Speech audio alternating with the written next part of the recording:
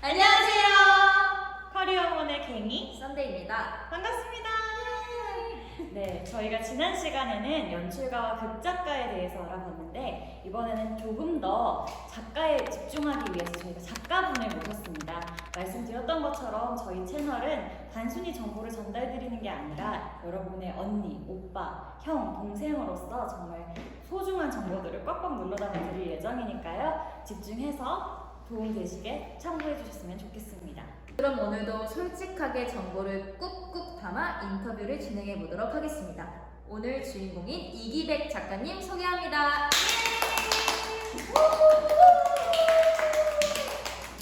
네, 작가님 자기소개 부탁드릴게요. 네, 안녕하세요. 실황 소설 쓰고 있는 이기백이라고 합니다. 네, 반갑습니다. 오늘 어렵게 자리를 해주셨는데 해당 작가라는 직업을 선택하게 되신 계기가 있으실까요?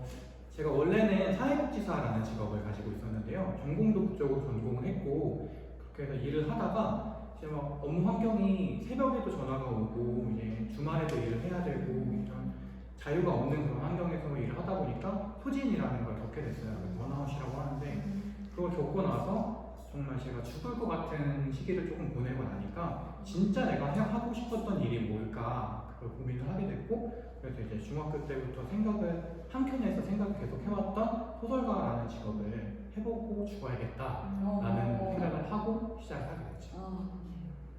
그럼 작업하셨던 작품 중에 가장 기억에 남는 작품이나 혹은 힘드셨던 작품 있으신지 궁금합니다. 기억에 남는 작품으로 말씀을 드릴게요.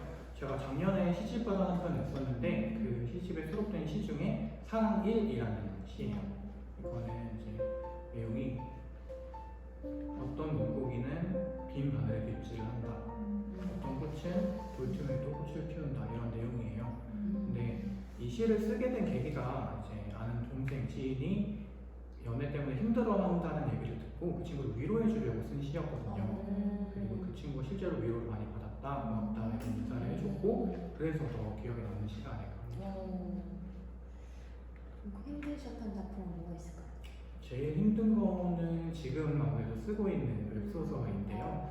제가 시도 쓰고 소설도 쓰다 보니까 지금 한창 유명해지고 있는 웹소설이라는 장르에 도전을 해보고 싶어서 지금 공모전에 참여 중이거든요. 지금 날짜로. 근데 이게 실시간으로 성적이 반영되는 장르의 소설이다 보니까 그 실시간으로 나온 성적들을 계속 지켜보게 되고 요즘 뭐 주식이나 비트코인 하는 분들처럼 계속 모니터링을 하게 되는 거예요. 그래서 그거를 보면서 좀 이게 실시간으로 내 성적을 확인한다는 게 굉장히 힘든 작업이구나 요새 많이 느끼고 있습니다. 그래도 좋은 결과가 모쪼록 있길 네, 바라겠습니다. 감사합니다. 그러면 작가를 꿈꾸는 취준생들이 미리 해놓으면 좀 좋은 활동이나 따놓으면 좋은 자격증이 있을까요? 자격증은 딱히 생각나는 게 없고요. 미리 해놓으면 좋은 활동 같은 경우에는 아무래도 책을 많이 읽으시라고 말씀드리고 싶어요. 시를 쓰고 싶으시면 시를 많이 읽어보시면 좋겠고요.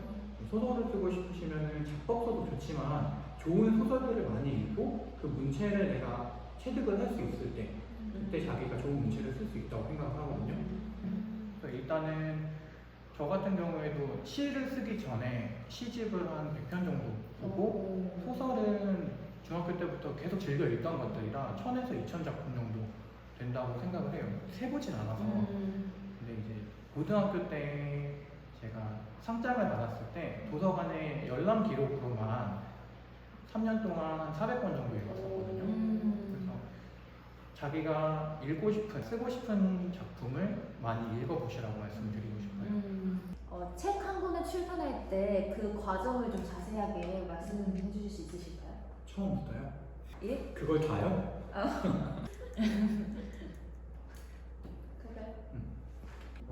먼저 원고 작성이 기본이겠죠. 원고가 완성이 돼서 출판사에 전달이 되는 경우가 이제 투고를 하는 경우가 있고요. 출판사에서 먼저 작가한테 이런 종류의 원고가 필요합니다.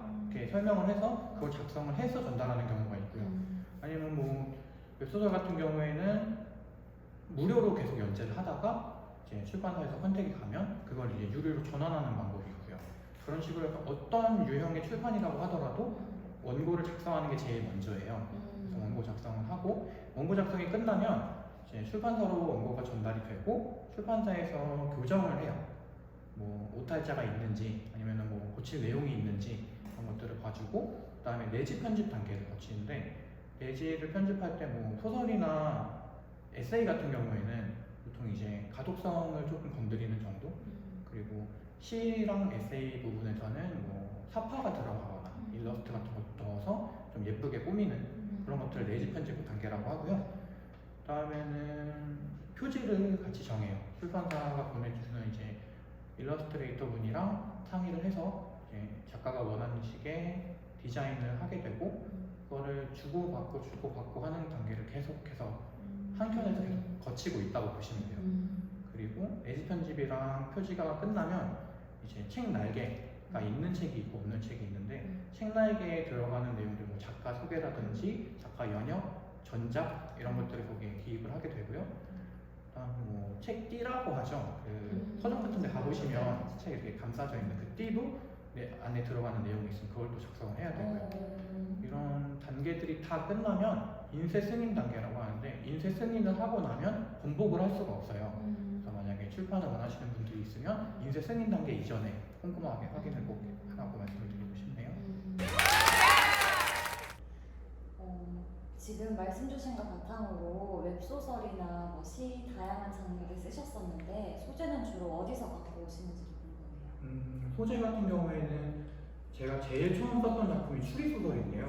추리소설을 시작한 계기는 뉴스를 보다가 조금 요즘에 뭐 빈센조라든지 아니면 웹툰 비질란테 이런 것처럼 저도 뉴스를 보다가 법으로 해결되지 않는 부분이 좀 답답하다라는 생각을 해서 거기서 시작한 소설이 추리소설로 쓰여졌던 건데 뭐 소설은 뉴스가 됐든 아니면 자기가 원하는 어떤 뭐 판타지 요소가 될 수도 있고요. 그런 데서 소재를 가져오기도 하고 에세이나 시 같은 경우에는 보통 대부분 일상에서 소재를 얻겠죠. 뭐 날씨가 될 수도 있고 아니면 뭐 꽃이나 구름이 될 수도 있고 인간관계, 감정 뭐 이런 데서 오는 소재들을 메모를 계속 해놨다가 그거를 나중에 다시 들춰보고 그걸 이제 시나 글로 바꿔서 쓰는 편이에요. 이거 질문은 조금 뭐 예민할 수도 있는데 혹시 작가의 이제 수입 분배가 어떻게 되는지 좀 궁금해서 뭐 예를 들어 출판사가 몇 프로, 뭐 작가분들이 몇 프로 궁금하거든요. 일단 수익 분배는 작가마다 다르고 출판사마다 달라요. 이름 있는 작가 같은 경우에는 출판사에서 조금 더 작가한테 배분을 많이 해주기도 하고요.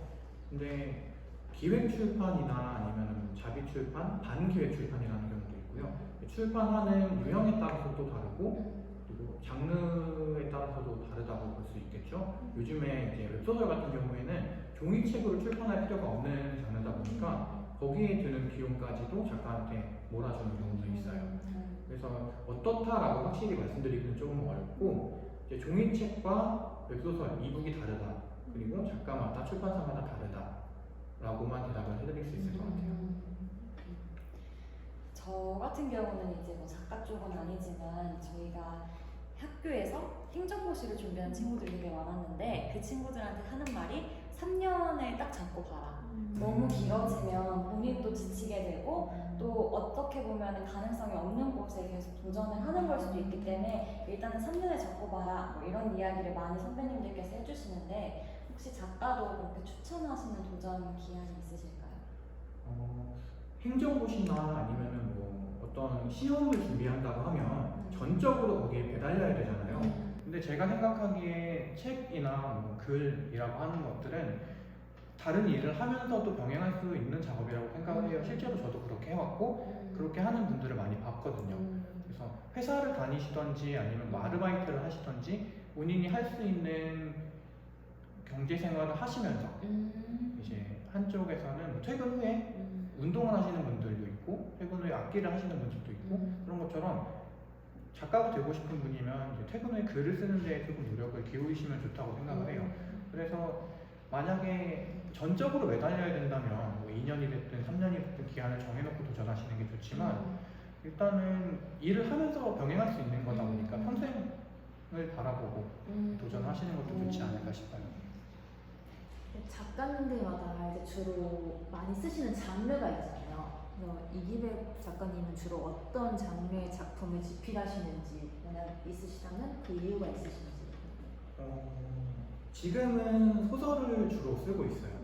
제가 시작할 때 썼던 것도 소설이었고 이제 하고 싶었던 게 주로 소설이었기 때문에 소설을 쓰고 있는데 근데 또 시를 쓰게 될지 에세이를 쓰게 될지는 모르겠어요. 왜냐하면 제가 그때그때 표현하고 싶은 것들이 다르고 또 그때그때 그 표현하고 싶은 것에 어울리는 방식이 또 다르다 보니까 이제 주로 쓰는 거는 현재로서는 소설이죠. 그러면 그렇게 집필하시던 장르에서 다른 장르를 도전하실 때는 주로 어떤 걸 좀 준비하시고 오시는지 궁금해요. 아까 질문에 말씀드린 것처럼 그 장르의 책들을 글들을 많이 읽어요.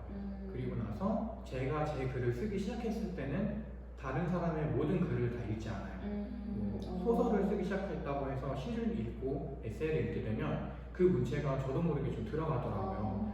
그렇게 되면 이제 뭐 표절이 될 수도 있고 그리고 제 색깔이 나오지 않을 수 있기 때문에 집필을 시작하기 직전까지는 최대한 많은 작품을 읽고 집필이 시작되면 이제 아무 글도 읽지 않고 제 글에 이제 집중을 하게 되는 거죠. 소설을 쓰다가 시를 쓰려고 마음을 먹었을 때 이제 시집을 많이 사서 그거를 계속 읽었어요.